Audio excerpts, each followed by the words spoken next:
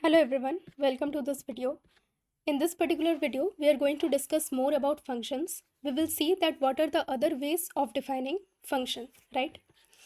So it is also possible to define functions with a variable number of arguments, right? So till now, whatever functions we have discussed in the last lectures, there we have seen that whatever number of arguments are there uh, in the function definition, those many values we have to pass, right? That is what we have seen.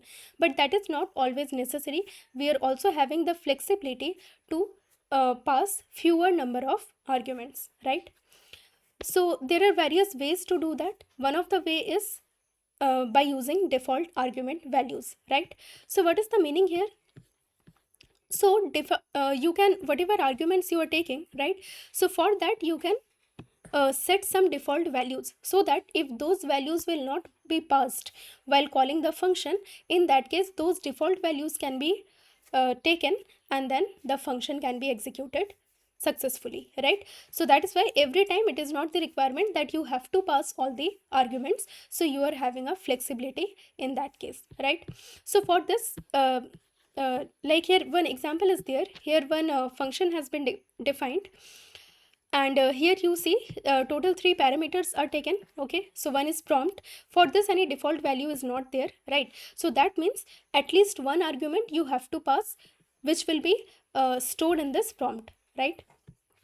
And otherwise, for this another parameter you are having, that is retries, that is having one default argument, and that is 4, right? So by default 4 will be considered if you are not passing any value. Okay, and similarly one more parameter is there, which is reminder. So reminder is having the default value of this string, which says please try again, right? Okay, and then we are having the function definition here. You can pause the video and try to understand what this function is doing.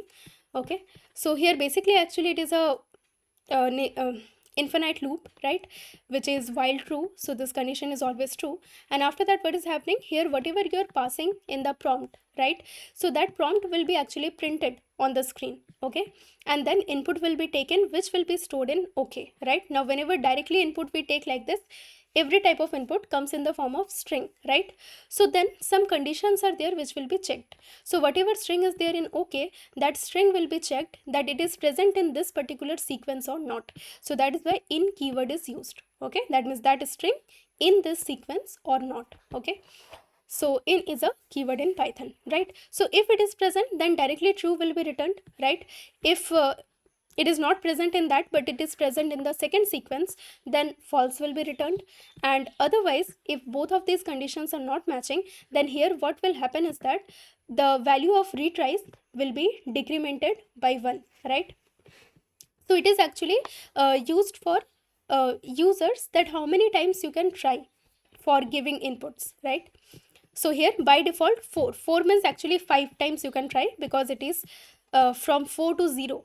Okay, you will have the chances to try. So basically total number of tries are 5 here. Okay, but once retries value becomes less than 0, after that one value error will be raised, which is invalid user response. Okay, and after this one reminder will be printed, and by default the reminder value is please try again. So this string will be printed, but otherwise if you're passing some other kind of string, then that will be printed on the screen, right? So we can see this, that how it is working here practically. Okay, so here as you can see, this exactly the same function I have copy pasted here, and here I am calling the function, that is ask okay, and right now I have not passed any argument. So let us see that what will happen, and whatever will be there, that value will be printed, right? So I can run this, and at first it is giving type error. Why? Because as I said, this prompt is the first argument which is not having any default value. If any default value is not there, then you have to pass values for that particular argument, right? But here we are not passing, and so it is saying missing one required positional argument. Clear? So that is why at least one value you have to pass, which will be considered in the prompt.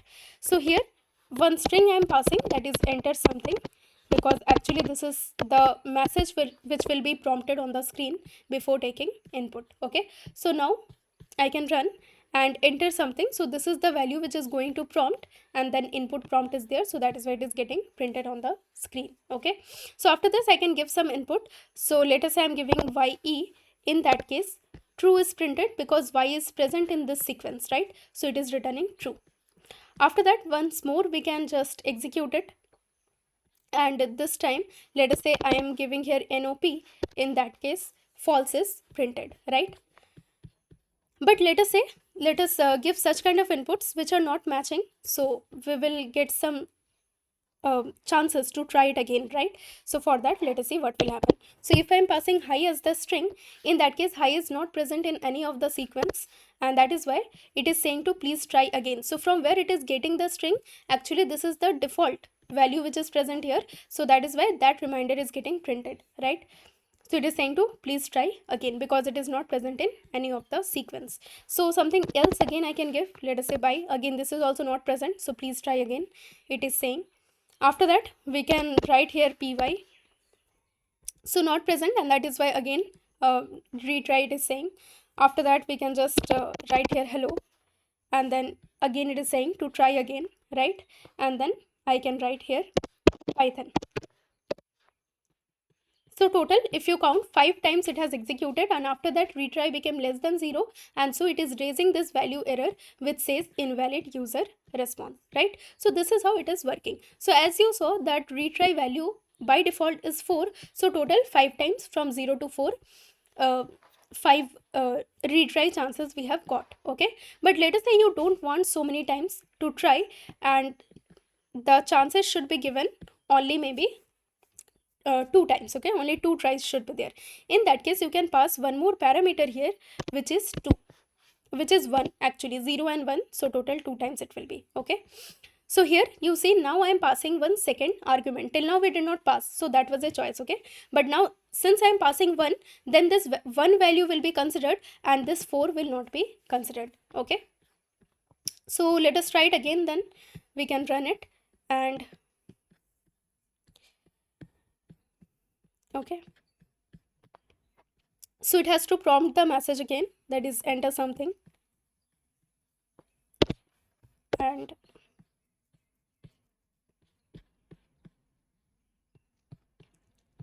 okay, so I think some delay is there in that.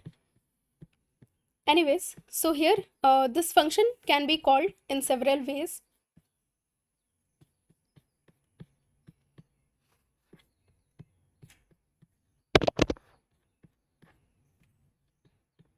Okay, okay, so now we can try. Some delay happened in the site. So now enter something, so we can enter something like this kind of string. So it is saying to please try again, right? And second chance I'm getting. In the second chance again I'm entering some wrong value, let us say. And now in the second chance only it ended, right? The program got finished because here how many tries were there? Only 2 times, right? And then we are getting the value error which is invalid user response. Okay, now let us say this reminder also I want to change, and I want to pass something else according to me. So here what will be the remainder? Let us say try once more. This is my string which I want to be printed. Okay, so now if I execute this, now if I'm giving, let us say hi.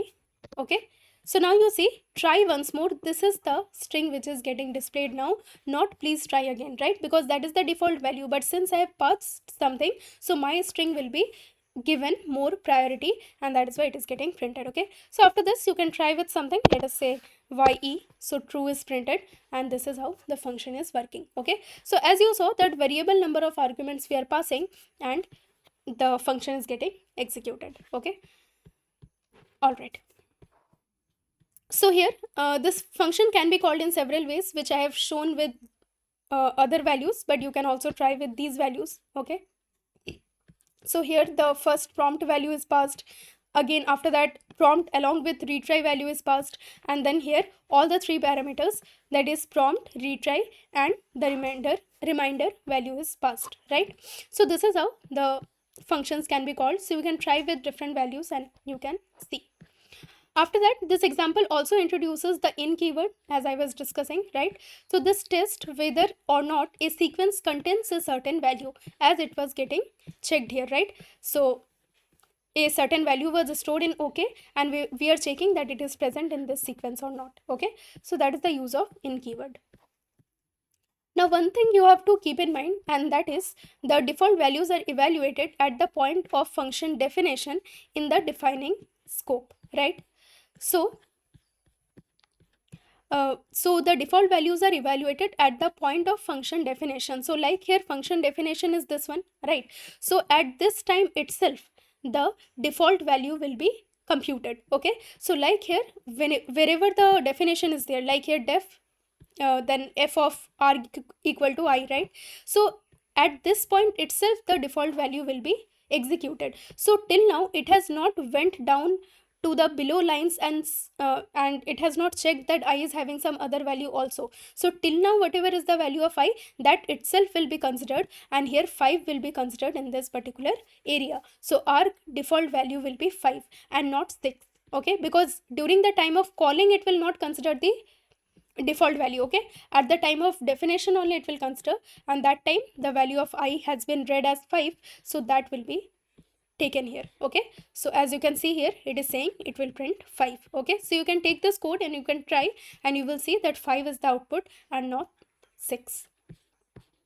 Now one more warning has been given, that is the default value is evaluated only once, right? So only once the default value will be considered. After that, whatever changes you are making in that, it will keep on getting associated with it. Now what is the meaning, you will understand with this example. So, but let us read the line first. This makes a difference when the default is a mutable object. So whatever default value, like here you see the default value is a empty list, right? Which is a mutable object. Okay, so such as list, dictionary, or instances of most classes. So for example, the following function, as you can see here, a is a parameter, right? And L is equal to empty list. So this is the default value. So this default value will be considered only once at the beginning, right? And after that, inside the function, what we are doing, we are appending a, right? So let us say for the first time when we are calling this f of 1, in that case a is equal to 1. So this 1 will be appended in the list, and the list will become what? The list will become like this, right? The first value. After that, when f of 2 we are calling, that time default value will not be considered. Whatever is already present in the list, it got changed, so that will only remain, and with that 2 will be appended, and that is why what value is written, 1 and 2, not only 2, right? Similarly, when 3 you are calling, then 1 2 3 it will get appended to that itself and not only 3, right? So this is something which you have to keep in mind. Now let us say if you don't want to do like this, right? You want that every time whatever new element is there, that should be considered fresh element and should not get associated with the previous list. In that case, you will have to make some changes, and these are the changes which you can do. Okay, so if you don't want the default to be shared between subsequent calls, you can write the function like this. Okay, so here a has been taken and L is equal to none, right? It is not empty list because that is mutable, so that will get changed. That is why you can keep it as none. After that, you can check here if L is none. In that case, you consider that L is equal to empty list, and then you can append. So now every time you call it for f of 1 2 3, every time separately 1 2 3 will come and appended list will not come. Okay, so you can try this code by yourself and you can see what kind of output is coming, right? So in the next lecture, we are going to study about the keyword arguments, and I'm ending this lecture here. Thank you.